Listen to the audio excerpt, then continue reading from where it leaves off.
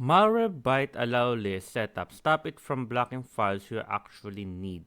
So hey guys, I have here my Malwarebytes open right now, and here I'm gonna show you how to put in an allow list. So it will allow the list that will, so you won't be able to, it won't stop it from playing.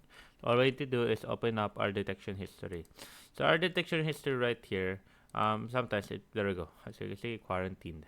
So what do we do right here? We can just click on that and then click on restore right there, or you can just put here for the allow list, click add item, and you can choose a file or folder, then choose an application there. For example, this one, you can click on restore if ever it's on right here.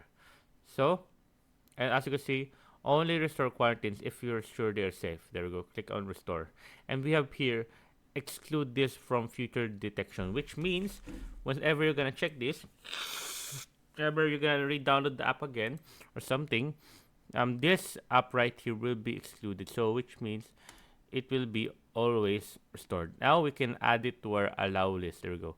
One item restored. You can pin it. You can just click on got it, or you can click on allow list so you can see your allow list. Once it's in here on allow list, you can remove it on your allow list as well by simply clicking on delete, then remove, or you can always change or edit it.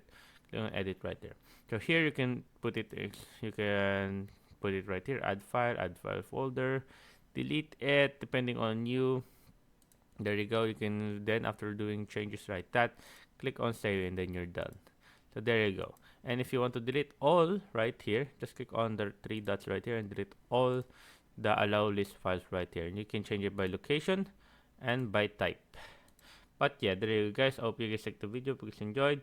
If you have any more questions or concerns, you can always type it down in the comment below guys. I hope you will be happy to answer as soon as possible. So there you go guys, and thank you guys.